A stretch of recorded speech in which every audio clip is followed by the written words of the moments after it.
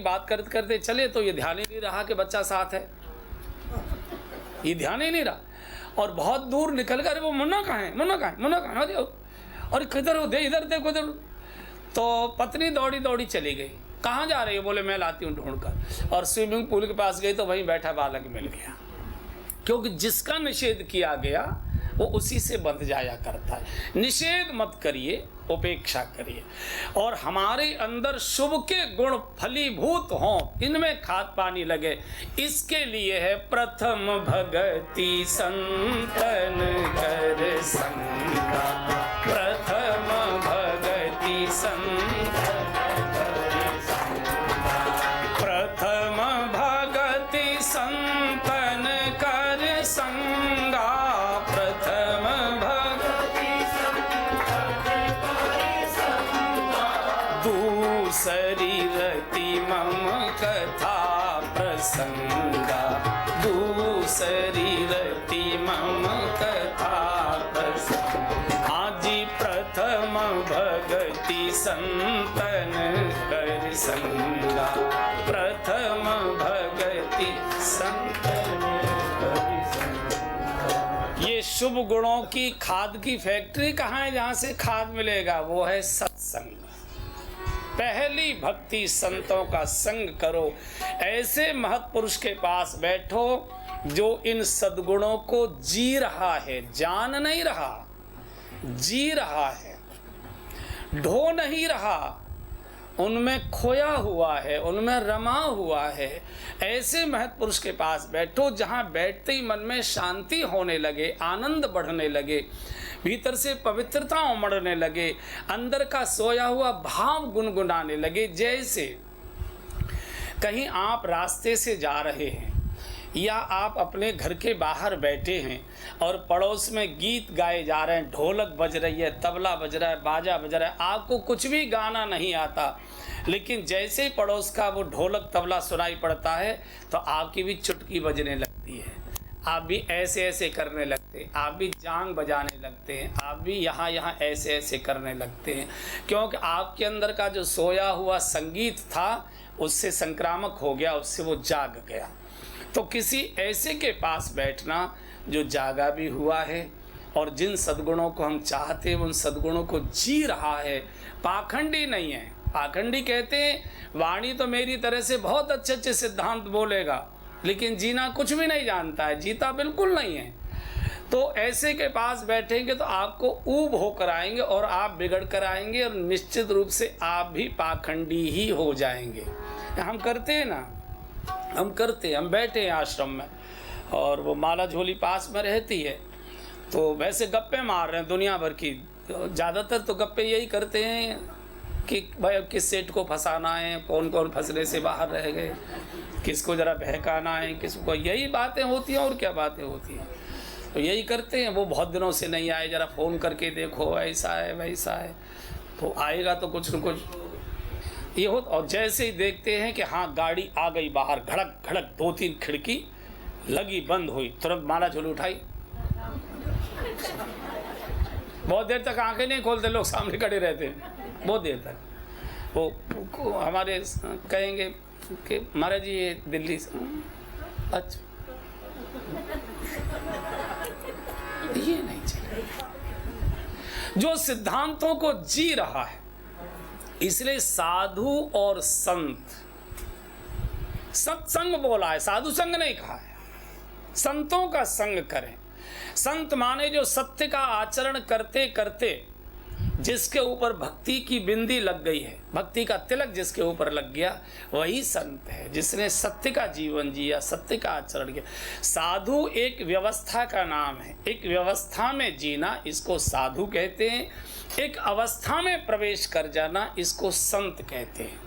संत का कोई वेश नहीं होता, पैंट पहन सकता है, धोती पहन सकता है, कुर्ता पहन सकता है, स्त्री हो सकता है, पुरुष हो सकता है, टाई बांध सकता है, पगड़ी पहन सकता है, कैसा भी वेश हो सकता है। संत एक अवस्था है जीवन की, साधु एक व्यवस्था है, उसका तिलक है, उसके बालों का बनावट है, उसका वेश है, उसका रंग है, उसका ढंग है।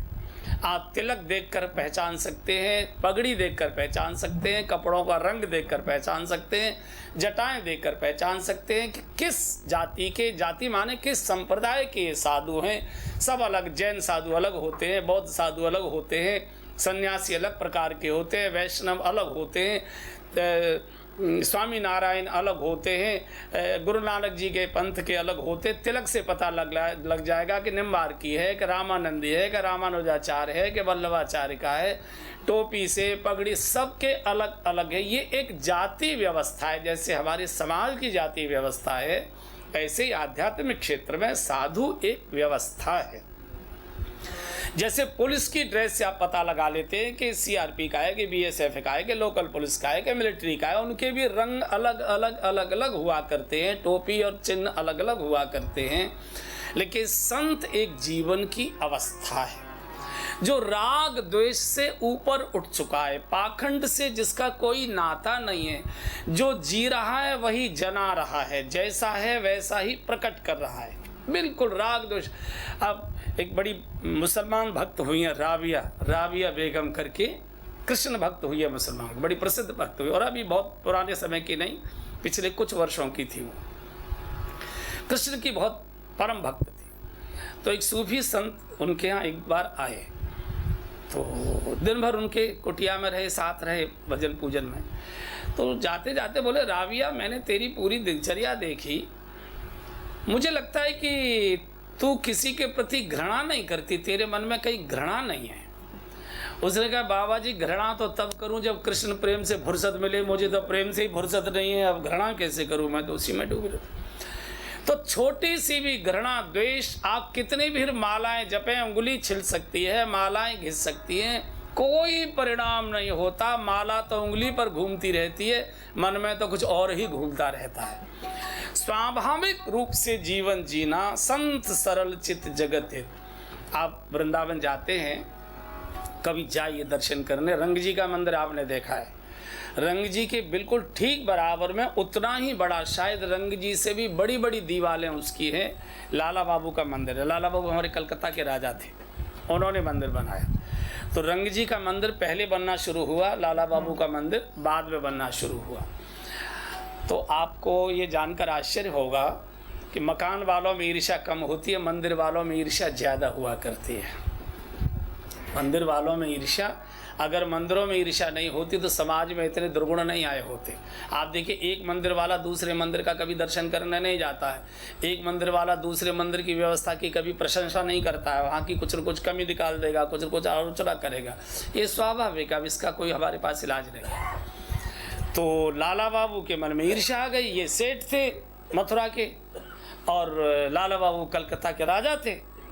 बोला, इससे बड़ा मंदिर मैं बनाऊंगा, और मंदिर ईर्ष्या के प्रतीक बने। वास्तव में तो इतने मंदिरों की आवश्यकता नहीं थी।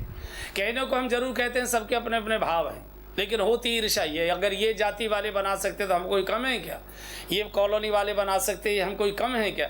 जैसे दिल्ली में रामलीलाओं की भीड़ होती है, राम 100 सवा सौ रामलीलाएं, कोई राम भक्ति बढ़ गई? नहीं, ईर्ष्या है केवल। अगर ये कमेटी कर सकती है तो हम क्या कोई मरे गिरे हैं क्या, हम इनसे ज़्यादा खर्चा कर सकते हैं ऐसा। और इसके कारण से जो धर्म की सुगंध आनी चाहिए धार्मिक आयोजनों के बाद, वो नहीं आती है। चूँकि आयोजन क्यों किया जा रहा है, परिणाम इसका आता है। कितना बड़ा आयोजन किया है, परिणाम इसका नहीं आता। क्यों किया गया, परिणाम इसका आता है। तो लाला बाबू ने जमीन ले ली बड़ी भारी और शुरू कर दिया। तो इनका मंदिर न बन जाए मुझसे पहले, तो जितने उनके मजदूर बेलदार मिस्त्री थे सबको लाला बाबू ने खरीद लिया। जो वो पगार देते थे उससे 2 रुपये इन्होंने ज़्यादा देना शुरू कर दिया। ये सब आप लोग करते भी हो गए, तो वो सब एक से ही है। तो है लाला और लाला बाबू में कोई अंतर तो होता नहीं है। जो थोड़े बड़े होते हैं वो लाला बाबू हो जाते हैं, जो थोड़े छोटे रहते हैं वो थोड़े लाला रहते हैं। तो खैर बड़ा झगड़ा चला, बड़ा मुकदमा शुरू हो गया कोर्ट में, बड़ा तू मैं लाठी वाठी चली, बड़ा झगड़ा। खैर तो लाला बाबू एक दिन अपने गुरुजी के पास गए। बंगाली गुरुजी थे, बहुत बूढ़े संत थे। बोले, गुरुजी इतना भजन पाठ करता हूँ लेकिन अनुभव कुछ नहीं होता है, भजन में न रस आता है, न अनुभव होता है, न भगवान की कोई अनुभूति होती है। तो बंगाली भाषा मुझे आती नहीं। बोले, शाला कहता है भजन में अनुभूति नहीं होती है, मुकदमा लड़ रहा है, जरा सी बात पर झगड़ा कर रहा है। शाला कहता है कि भजन में मन नहीं लगता है। मन कैसे लगेगा शाले, तेरा तो मुकदमे में मन लगा हुआ है, इसमें लगा हुआ। तो वो गुरु की बात इतनी चोट कर गई कि अगले ही दिन लाला बाबू नंगे पैर वृंदावन से मथुरा सेठ जी की हवेली पर जाकर खड़े हो गए और भिक्षा चाहिए, भिक्षा चाहिए, भिक्षा चाहिए। जब इन्होंने आवाज लगाई तो जो दरबान थे उनके सेठ जी के, वो तो घबरा गए। लाला बाबू, इनसे तो जीवन मरण का मुकदमा चल रहा है। और ये द्वार पर दौड़ के अंदर गए कि राज साहब सेठ जी। वो लाला बाबू द्वार पर बोले, लाला बाबू आ ही नहीं सकते, हमारी तो इतनी दुश्मनी है, एक दूसरे की छाया पसंद नहीं है। बोले नहीं सर, लाला बाबू खड़े हुए भिक्षा मांग रहे हैं। खिड़की से झांक कर सेठ जी ने जब देख लिया, मथुरा के जो सेठ जी थे जिन्होंने द्वारकाधीश मंदिर बनवाया, रंग जी मंदिर उन्होंने ही बनवाया, लाला बाबू खड़े चांदी के थाल में ड्राई फ्रूट्स का प्रसाद लेकर आए। जब लाला बाबू ने भिक्षा की झोली फैलाई, अपना धोती का कुर्ते का पल्ला पसारा और उन्होंने चांदी का थाल जैसा तैसा और कहा, लाला बाबू यहाँ का भी केस तुम जीत गए और वहाँ का भी केस तुम जीत गए। यहाँ का भी मंदिर तुम्हारा ही पहले बनेगा और वहाँ का भी मंदिर अब तुम्हारा पहले ही बनेगा। हमसे तुमने केस को जीत लिया। तो जब तक ये राग द्वेष है, जलन है, ईर्ष्या है, क्रोध है, दुर्गुण है, तब तक भक्ति में प्रवेश हो नहीं सकता। इसलिए राग द्वेष कब जाएंगे? जब किसी राग द्वेष रहित महापुरुष के पास बैठोगे, जो गौरी शंकर जैसा शिखर, जिसका ऊंचाई के विचार हो, जिसका ऊंचाई का आचरण हो। और आप सबका अनुभव है बंधुओं, जब हम किसी ऊंचे व्यक्ति के पास बैठा करते हैं तो हमेशा ऊंची बात किया करते हैं। जब किसी नीचे व्यक्ति के पास बैठते हैं तो हम नीची बातें करते हैं। जब हम किसी बड़े आदमी के पास, माताएं बहनें बहुत जानती हैं, जब हम कोई बड़ा घर का कोई रिश्तेदार आता है तो बड़ी बड़ी बातें करते हैं, और जब मेहरी के पास बैठते हैं तो पड़ोसन की मेहरी की ही बातें किया करते हैं। वो तो जिसके पास व्यक्ति बैठता है वैसी ही चर्चा हमेशा किया करता है। और आपका अनुभव होगा, जब भी आप बद्रीनाथ, केदारनाथ, गंगोत्री, यमुनोत्री की यात्रा करते हैं तो हमेशा आपकी निगाह पहाड़ की चोटियों पर रहती है, ऊंचाई पर रहती है। आप अपने कार की खिड़की में से ऊपर की ओर देखा करते, जो जीवन भर सड़क के गड्ढे देखकर चला करते थे, नालियाँ देखकर चला करते थे, ठोकर देखकर चला करते थे, वो अनायास आकाश की ओर देखना शुरू कर देते, चोटियाँ देखना शुरू कर देते। चूँकि शिखर आपसे ऊँचे हैं तो आपकी दृष्टि ऊँची हो जाएगी। तो किसी ऊंचे शिखर वाले के पास बैठोगे तब जीवन में ऐसे महत् पुरुष के पास बैठकर फिर जीवन में सत्संग संक्रमण किया करता है, फिर छूत की बीमारी लगती है, फिर धर्म का रोग लगता है, फिर भजन की अकुलाहट पैदा होती है। इसलिए कबीर कह कर गए हैं, संतन के संग लाग रे तेरी अच्छी बनेगी, संतन के संग लाग रे तेरी अच्छी बनेगी, संतन के संग लाग रे तेरी अच्छी बनेगी, संतन के संग लाग रे तेरी अच्छी बनेगी, अच्छी बनेगी तेरी किस्मत जगेगी, अच्छी बनेगी तेरी अच्छी बनेगी तेरी किस्मत जगेगी, अच्छी बनेगी तेरी किस्मत जगेगी, होई तेरो बड़ भाग रे तेरी अच्छी बनेगी, होई तेरो बड़ भाग रे तेरी अच्छी बनेगी, संतन के संग लाग रे तेरी अच्छी बनेगी, संतन के संग लाग रे तेरी अच्छी। कबीर बोल कर गए। इसलिए भगवान कहते मोते अधिक संत कर लेखे, मुझसे भी ज्यादा मेरे संतों का दर्शन करो। मेरा दर्शन करने की आवश्यकता नहीं, मेरे संतों का दर्शन करो। मेरे पास मत आओ, संतों के पास जाओ। मुझे प्रणाम मत करो, मेरे संतों को प्रणाम करो। मुझे आदर देने की आवश्यकता नहीं है, मेरे संतों को आदर दो। मोते अधिक संत कर लेके। और भगवान ने वैसे ही नहीं बोल दिया, मैं तो हूँ संतन को दास, संत मेरे मुकुट मणि। मैं तो हूँ संतन को दास, संत मेरे मुकुट मणि। मैं तो हूँ संतन को दास। सेज बिछाऊं नौकर बनूं हजाम, पग चापूं चापूं और सेज बिछाऊं नौकर बनूं हजाम। पग चापूं और सेज बिछाऊं। अरे हाँकूं बैल बनूं गढ़वारों, विद तनु खारथवान। अलग की लखता बनी, मैं तो हूँ संतन को दास, संत मेरे।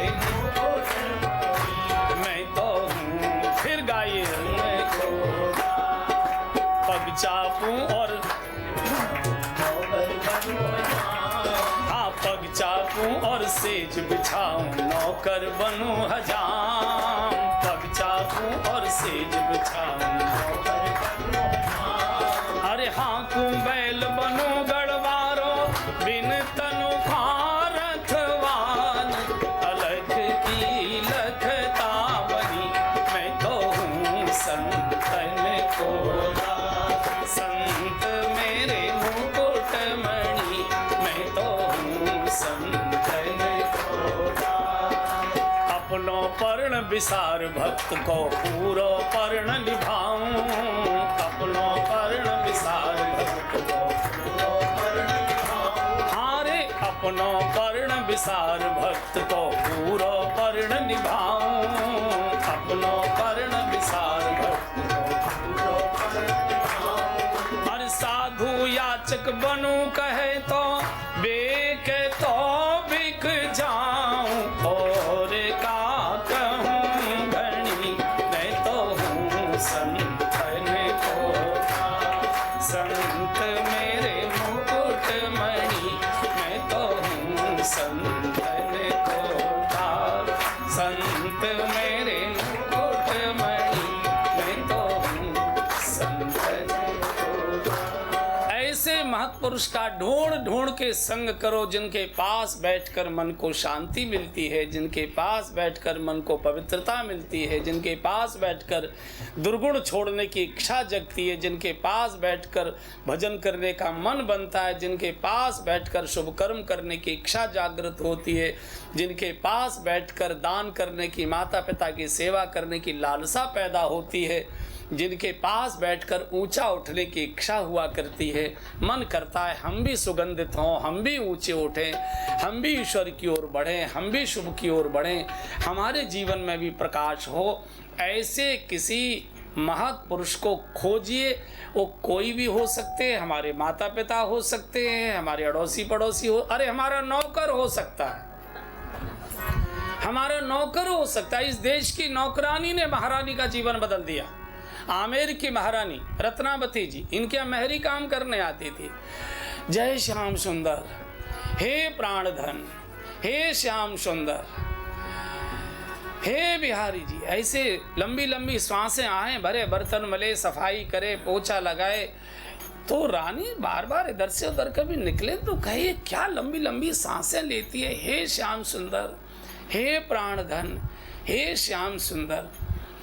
तो एक दिन रानी ने काम करके जब वो जाने लगी तो कहा, कलावती रुक जा। कहाँ जा रहे हैं? बोले अभी मुझे और भी काम करने हैं। तो बोले थोड़ी देर बैठ। ये तो क्या बोलती है? हे श्याम सुंदर, हे प्राणधन, हे राधा सर्वेश्वर, हे। ये छोड़ो रानी जी, आप अपना कोई और काम बताओ, कुछ काम हो तो और बताइए, ये तो अभी छोड़ दीजिए। अब बोले नहीं बता, तुझे मैं कई दिन से देख रही हूँ, तो बड़ी लंबी लंबी सांसें भरती है, आहें भरती है, और तेरा ध्यान कहीं और जगह रहता है। काम तो तू करती है और काम बहुत अच्छा करती है, लेकिन तू कुछ ये क्या करती रहती, लंबी लंबी सांसें। कोई दुख है तुझे, कोई पीड़ा है, कोई दर्द है, कोई अभाव है, कोई नहीं, मुझे ना कोई दर्द है, लेकिन वो ऐसा दर्द है जिसकी दवाई ना आपके पास है न दुनिया में किसी के पास है। मीरा वाला दर्द है। में तो दर्द दीवानी मेरो, दर्द न जाने सखीरी में तो प्रेम दीवानी मेरो, दर्द न जाने कोई।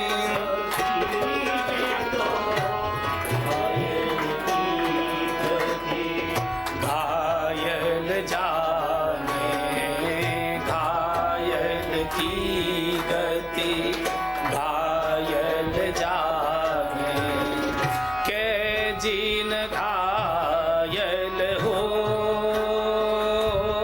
हाँ के जीन घायल हो।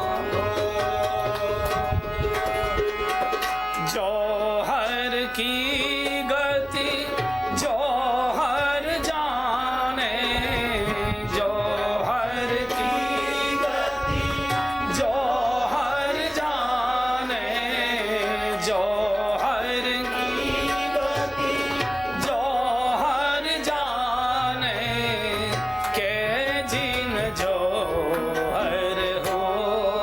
सखी जिनका तवे पर भी हाथ नहीं जला है वो जौहर क्या जाने हो। सखी के जिन जौहर हो, सखी के जिन जौहर हो। सखीरी में तो प्रेम दीवानी मेरो, दर्द न जाने को।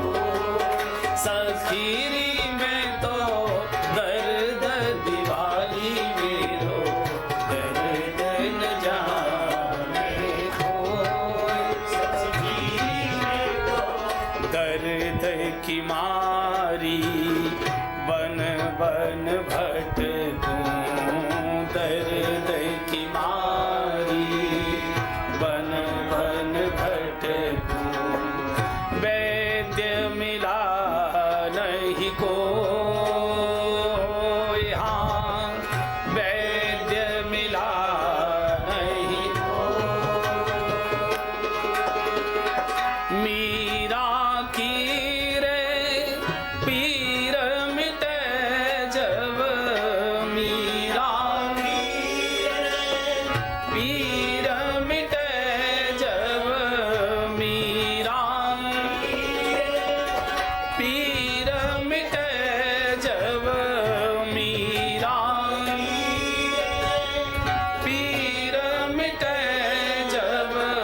वैद्य सवरिया हो सखीरी, वैद्य सवरिया हो।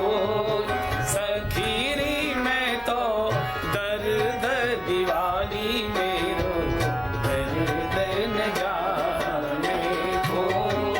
सखीरी में तो प्रेम दीवानी मेरो, दर्द न जाने, दर्द न जाने, दर्द न जाने को। बीमारी का दर्द इंद्रियों में होता है, प्रेम के रोग का दर्द मन में हुआ करता है, हृदय में हुआ करता है। जिसकी एक बार नानक जी बीमार हुए, वैद्य बुलाया, बार बार नाड़ी पकड़े, वैद्य की समझ में ही नहीं आए।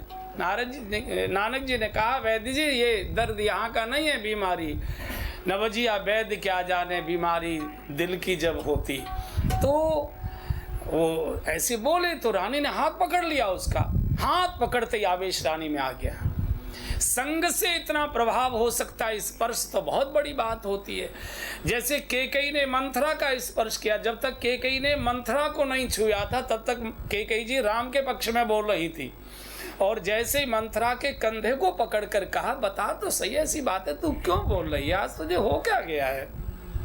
मेरी समझ में नहीं आता। और अरे बता तो सही। और मंत्रा ने कंधे से हाथ, नहीं रानी हमसे बात मत करो, हम दोबारा से थप्पड़ नहीं खाएंगे, हम तो नौकरानी, हमको रानी तो होने वाली नहीं है, कान हो हमें कहानी है, हम तो चेरी छोड़ का होवे की रानी, हमारा क्या लेना देना है। तो 3 बार जब रानी ने ऐसे स्पर्श किया, स्पर्श दोष बहुत बड़ा आता है। इसलिए भारत में हाथ जोड़कर प्रणाम करने की पद्धति हाथ मिलाकर प्रणाम करने की नहीं है, क्योंकि स्पर्श दोष आया करते। आजकल तो डॉक्टर भी कहते हैं कि हाथ से हाथ मत मिलाइए, रोग आ सकते हैं, जीवाणु आते हैं, परमाणु आते हैं, कीटाणु आते हैं, संस्कार आया करते हैं। किसको किससे आप देखिए ना, हमारे देश की एक साधु हैं इस समय, कौन माँ कहते हैं उनको, अम्मा, दक्षिण की एक अम्मा है ना, वो अपने हृदय से लगा लेती हैं, रोग ठीक हो जाता है। अब रोग ठीक होता होगा कि नहीं होता होगा, लेकिन रोगी को सांत्वना जरूर मिलती है कि अब मुझे आत्मबल मिलता होगा, क्योंकि महापुरुष ने अपने हृदय से स्पर्श किया है, तो कुछ न कुछ अंतर आएगा। तो रानी ने जब हाथ पकड़ा तो रानी में आवेश आ गया, बिठा ली। ये मत पूछो, बताओ आज मैं तुमको जाने नहीं दूंगी, क्या बोलते हो श्याम सुंदर, हाँ श्याम बोले, और बहुत अच्छी लगती हो, मन करता है मैं इसलिए बहानों से तेरे चारों ओर घूमती हूँ कि हा श्याम सुंदर, हा मुरली मनोहर, हा दीनानाथ, हा करुणा निधान, ये मैं सुनने को मिले मुझे, तो मैं बहानों से घूमती हूँ, मुझे कोई काम तो है नहीं।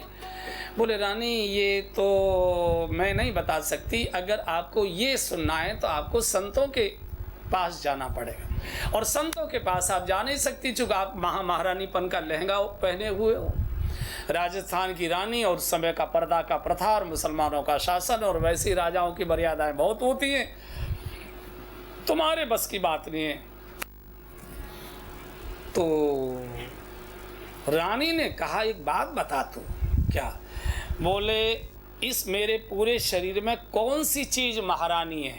मेरा हाथ महारानी है, मेरी आँख महारानी है, मेरे कान महारानी है, मेरे पैर महारानी है, ये मेरे सोने हीरे के सेट ये महारानी है, ये लहंगा ये चुनरी ये महारानी। इनमें से मेरे शरीर में कौन सी ऐसी चीज़ है जिसे तू महारानी कहती होगी? इसमें क्या है महारानी का? चूँकि वो आवेश आ गया ना, सत्संग का प्रभाव हो गया, तीली लग गई एकदम। तो बोले हाँ ये तो कोई नहीं। बोले भाई तो चोगा तो कभी भी उतारा जा सकता है। बोले राजा, उस समय राजा माधव सिंह दिल्ली की बैठक में आए हुए थे, सम्राट ने बैठक बुलाई हुई थी। बोले राजा आपको मार डालेंगे, रखेंगे नहीं, मुझे भी मारेंगे, चलो मुझे मरने का डर नहीं, लेकिन आया है इस काय के लिए इतने बड़े परिवार में बिखरना। बोले नहीं, ये जीवन परिवार ढोने के लिए नहीं है, जीवन परमात्मा को प्राप्त करने के लिए। और अगर मान लो मेरे इस चोले से उतरकर ठोकर खाकर भी परमात्मा मिलता तो बोले कि आप तो नहीं जा पाएंगी, मैं संतों को यहाँ ले आती हूँ, आप एक पड़ोस में मंदिर बनवा दीजिए। महल में उन्होंने एक टेम्परेरी मंदिर बनवा दिया, आमेर में भी मंदिर है वो। साधुओं की जमात होने लगी। अब साधु कीर्तन करें, ब्रज के साधु तो पूरा नाच नाच के कीर्तन करें, रानी का मन न लगे और ये पर्दे के कारण बाहर जा न सके। हिम्मत करके एक दिन रानी निकल गई। इसी नौकरानी ने रोका, नहीं रानी मैं जाने नहीं दूंगी, आप मेरे प्राण ले सकती हो, जिम्मेदारी मेरी। बोला हट इधर, अब ये बाढ़ इतनी तेज है कि अब ये रुक नहीं सकती, इसको कोई बांध रोक नहीं पाएगा। आ गई और नाचना, जो मीरा जी के साथ हुआ वही इसके साथ हुआ। जो भी कहीं सुना, राजा के माधव सिंह जी के पास सेवक आ गए, सचिव ने भेज दिया कि ऐसे ऐसे रानी पागल हो गई है और मर्यादा तोड़ दी है और ऐसे ऐसे बाबाओं में नाचती हैं कूदती हैं, वही रहती हैं, ऐसा है वैसा है, 10 तरह की बातें। अब उस समय का काल, राजा बहुत क्रोध में आए, सचिवों से बैठक की, क्या कर सकते हैं? बोले इनकी हत्या करोगे तो पाप, स्त्री हत्या का पाप लगेगा। चूँकि रानी के भी पक्ष में राज्य के लोग हो चुके हैं, चूँकि धर्मात्मा हैं और राजस्थान धार्मिक देश हैं, आपके विरुद्ध सारी प्रजा हो जाएगी, तो करें क्या? तो हमारे जैसे कोई बीच में रास्ता बताने वाले हो जाते हैं ना दक्षिणा के लोभ में, तो कहा ऐसा करिए कि आप क्या शेर है, इसको 4-6-10 दिन भोजन मत दीजिए, भूखा रखिए और शेर को खोल दीजिए महल की ओर, तो शेर खा लेगा और ये हो जाएगा। गलती से पिंजड़ा खुला रह गया, शेर निकल गया, शेर ने रानी को खा लिया, शोक प्रस्ताव हो जाएगा, शोक सभा हो जाएगी, आपका भी कंटक कटेगा, स्त्री हत्या का आपको पाप नहीं लगेगा, राज्य में विद्रोह नहीं होगा। तो हाँ बोले ये तो ठीक है, अकल देने के लिए तो हम लोग बैठे हुए हैं ना, दे दी। तो यही घटना हुई, शेर छोड़ा गया। रानी उस समय भगवान की आरती उतार रही थी, आरती कुंज बिहारी की आरती कर रही थी। और जैसे सिंह गरजा, आरती ने वो रानी ने पीछे की ओर देखा, रत्नावती जी ने, कि सिंह की गर्जना, सिंह कैसे आ गया? और देखा तो ओ ठाकुर जी की आरती छोड़कर सिंह की आरती उतार, नरसिंह भगवान इतनी जल्दी दर्शन, क्या कमाल किया है। और जैसे ही आरती उतारी, सिंह ने रानी के चरणों को चाटा। सिंह क्या था? वो साक्षात नरसिंह भगवान थे। पैर चाटे, इन्होंने जो ठाकुर जी को माला पहनानी थी वो उतार के ठाकुर जी के गले से सिंह को पहनाई। और सिंह जब लौटा तो जितने जितने रक्षक महल में खड़े थे जो इसकी व्यवस्था कर रहे थे, सबको मार डाला। हाहाकार मच गया। राजा के पास समाचार गया, बड़ा भारी भाई। तो राजा तो समझा रानी मारी गई है, रानी मारी गई है। क्या हुआ, क्या हुआ? कंटक कटा? बोले कंटक नहीं कटा, रानी को प्रणाम करके शेर लौटा और सैकड़ों रक्षक मार डाले उसने। तब राजा को अकल आई और राजा वहां से पगड़ी सिर से उतार कर नंगे पैर रानी के सामने आए, साष्टांग प्रणाम किया, पगड़ी